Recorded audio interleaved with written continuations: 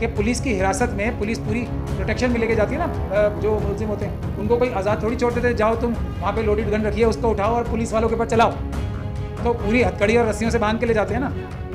तो इतनी बड़ी झूठी स्टेटमेंट, अब ये एक बार और दोबारा मोहर लगे हुए, जिसको कहते हैं ना मोहर लगी हुई स्टेटमेंट, पक्की गोल्ड स्टैंडर्ड की स्टेटमेंट हो गई। यूपी में कोई लॉ एंड ऑर्डर नहीं है, ये अपराधियों को बचाने वाली सरकार है।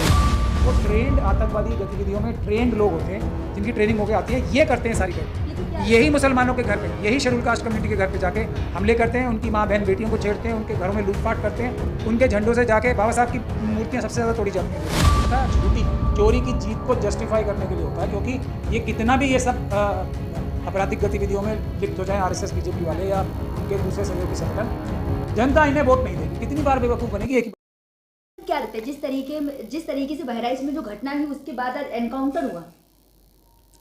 देखिए, ये आपको सीधे सीधे बोलना चाहिए, ये जो मर्डर हुए हैं, हाँ। 2 पुलिस के द्वारा, और ये दोनों जो मृतक हैं वो पुलिस के साथ लास्ट सीन थे, उसके बाद इनकी हत्या मृत्यु पाई गई, मतलब, और उस पर सुप्रीम कोर्ट की और एनएचआरसी की गाइडलाइंस जो हैं बिल्कुल साफ हैं।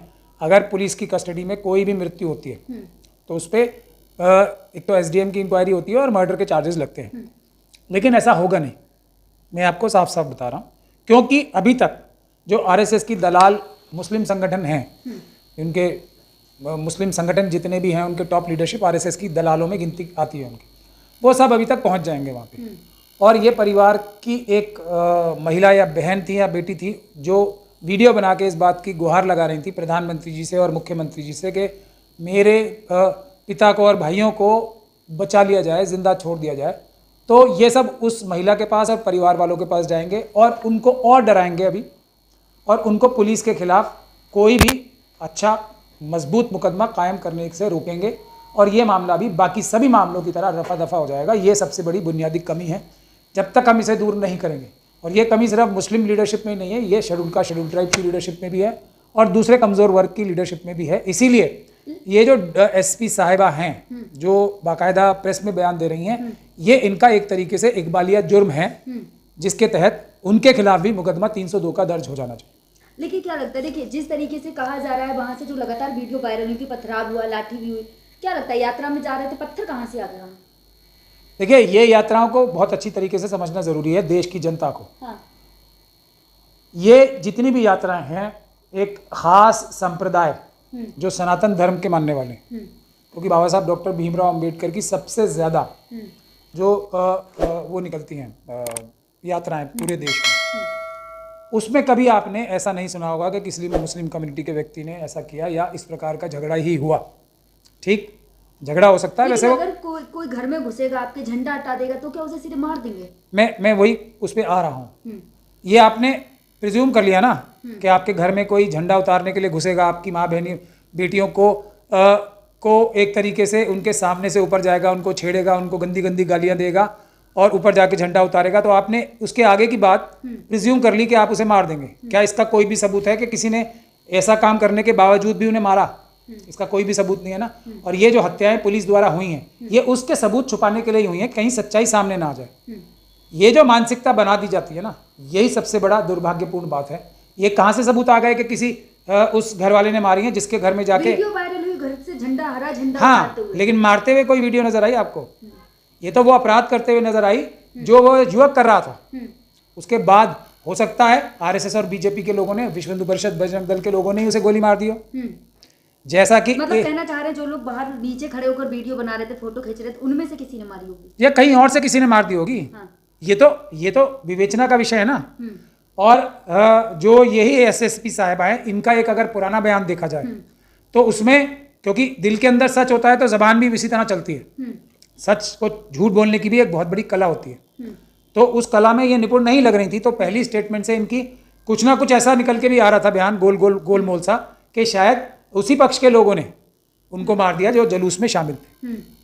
बाद में अब पूरी तरीके से रिहर्सल करके जो ये स्टेटमेंट दिए, लेकिन ये भी एक तरीके से इकबाल जुर्म की तरह से ही है कि हमारे पास वो जिंदा थे।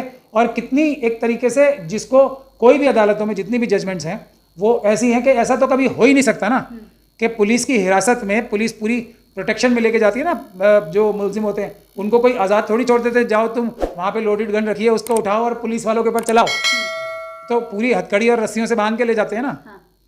तो इतनी बड़ी झूठी स्टेटमेंट देने के लिए भी वो इस बार तैयारी करके आई होंगी और उन्होंने पलक भी बिना झपकाए इतनी आसानी से, जो प्रथम दृष्टया ही झूठ लग रही है बात, उसको इस तरीके से रिपीट कर दिया। लेकिन अब कहा जा सकता है ना कि यूपी में लॉ एंड ऑर्डर है। अब ये एक बार और दोबारा मोहर लगे हुए, जिसको कहते हैं ना मोहर लगी हुई स्टेटमेंट, पक्की गोल्ड स्टैंडर्ड की स्टेटमेंट हो गई, यूपी में कोई लॉ एंड ऑर्डर नहीं है, ये अपराधियों को बचाने वाली सरकार है ये। अब मैं बताता हूँ आपको, जो आपका पहला सवाल था उसका जवाब देने से पहले आपने मुझे रोक लिया। ये जो सनातन धर्म के जो मानने वाले लोग जुलूस निकालते हैं, ये भी लोग जो है ना, ये इन जुलूसों में भी जो आम लोग होते हैं वो अपनी धार्मिक भावनाओं से ओतप्रोत होकर ये जुलूस निकालते हैं, यात्राएं निकालते हैं। वो लोग हिंसा नहीं करते।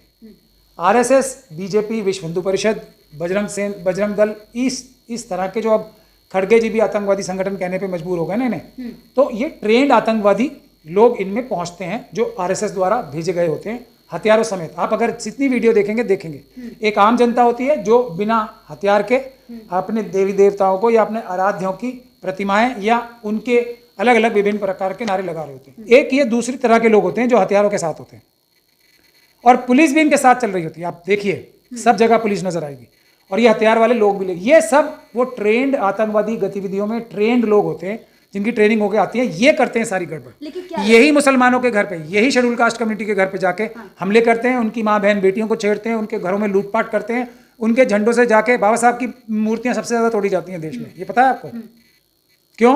क्योंकि ये वही आतंकवादी ट्रेंड, जो आतंकवादी ट्रेनिंग लेके आए हैं लोग, इनका तो काम ही यही होता है ना।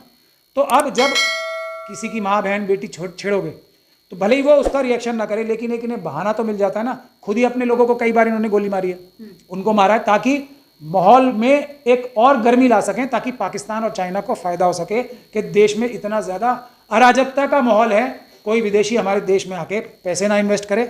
उसी वजह से आप देख रहे हैं कि हमारी जो इंपोर्ट एक्सपोर्ट की भी जो डेफिसिट है वो कहाँ जा रही है, और चाइना से हमारा ट्रेड डेफिसिट कितना बढ़ रहा है। आपको क्या लगता है अब इस केस में आगे क्या होगा? मैंने पहले ही बता दिया ना, हमारे जो बड़े बड़े मुस्लिम संगठन हैं, उनकी जो लीडरशिप है वो आरएसएस के एजेंट हैं। वो अब इस घर में पहुंच जाएंगे, इन्हें डराएंगे, धमकाएंगे, इन्हें थोड़े बहुत पैसे दे देंगे कि चुप हो जाओ, ताकि ये आतंक का माहौल चलता रहे और सच कभी सामने आ ही ना पाए। देखिए क्या लग रहा है, अब देखिए उपचुनाव है यूपी में, उसको देखते हुए क्या चुनाव में मुद्दा बनाने के लिए सब हुआ? चुनाव के में अपनी झूठी चोरी की जीत को जस्टिफाई करने के लिए होता है, क्योंकि ये कितना भी ये सब आपराधिक गतिविधियों में लिप्त हो जाएं आरएसएस बीजेपी वाले या उनके दूसरे सहयोगी संगठन, जनता इन्हें वोट नहीं देगी। कितनी बार बेवकूफ बनेगी एक ही बात से, जनता उन्हें वोट बिल्कुल नहीं देगी।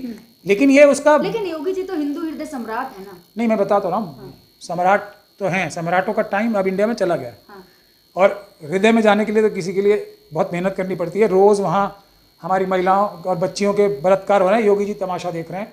वहाँ पे अराजकता चरम सीमा पे तमाशा देख रहे हैं। वहाँ पे बेरोजगार लखनऊ में प्रदर्शन कर रहे हैं, योगी जी आराम से तमाशा देख रहे हैं। और वहाँ पे लोग जो हैं, जो पेपर लीक हो रहे हैं लाखों लोगों के, योगी जी आराम से तमाशा देख रहे हैं। और इसलिए वो पता नहीं किसके हृदय सम्राट हो गए होंगे, वो तो एक अलग बात है। लेकिन मैं जो बात बताना चाह रहा हूँ आपको वो ये है कि ये इलेक्शन ढूंढने का कोई ना कोई रीजन देना चाहते हैं। जैसे हरियाणा में जाट नॉन जाट का रीजन इन्होंने झूठा रीजन क्रिएट कर दिया।